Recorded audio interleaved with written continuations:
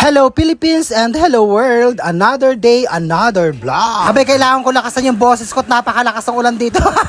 Kakaloka! Nakikipagpaligsahan sa voice over. Abay, nilalakasan ko rin yung boses ko At maraming salamat nga po pala sa lahat ng bumati sa akin kahapon kasi nga birthday ko. Napakadaming bumabati, nakakaloka. Tatlo ba naman yung account ko?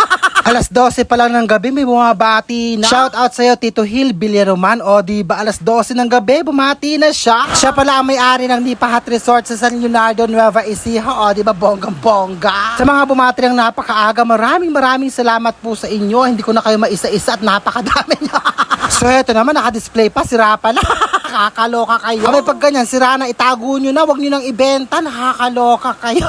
So nandito nga pala ako para bumili ng lamesa, o diba?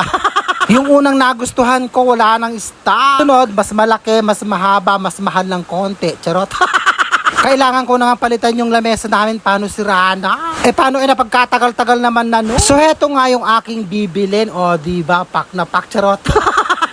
Eto naman di putang salesman na to, akala hindi ako bibili, nakakaloka. Akala niya ay nagwi-window shopping lang ang lola yun, nakakaloka. Ever since, wala akong kahilig-hilig mag-window shopping. At sobrang busy ang lola nyo. Nagpunta ako rito para bumili, hindi makipag-marites. Wala akong time sa mga ganyan, nakakaloka. At mula pa noon, sobrang busy ko ng tao. Wala na nga akong time sa love life, charot. Kakaloka. Natatawa ako kaya na nung nabili ko yung lamesa, Diyos ko Lord, ang bigat-bigat binuhat ko. Mula New Star hanggang dito sa bahay, nakakaloka. Titingin na nila ako, syempre. Talagang ganoon, di ba? Talang malakas palagi. Pinagtitinginan nila ako. Sabi ng isang tricycle driver, tulungan daw nga daw niya ako. Wag na ako. Sakto si Maro nung pagpasok ko dito sa amin, yun dumating siya, yung tulungan niya ako. Nakakaloka. Ito pala yung gamit namin lamesa ngayon. Hindi na siya mauga.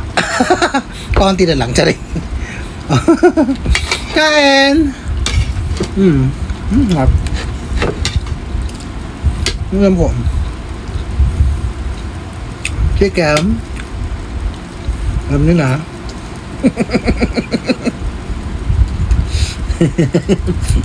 Leftover. Ito yung lechon. Lechon nung isang araw. Namin naubos ni Maro. Dalawang kainan namin ni Maro na. Bakit pa nga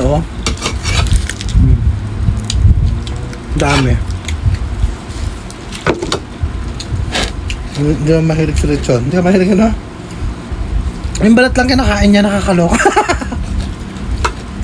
Nakakaloka. So maraming salamat po sa lahat ng bumati sa kaaraw ko kahapon. Thank you, and God bless you. I love you, bye-bye. Bye-bye. Ang madali.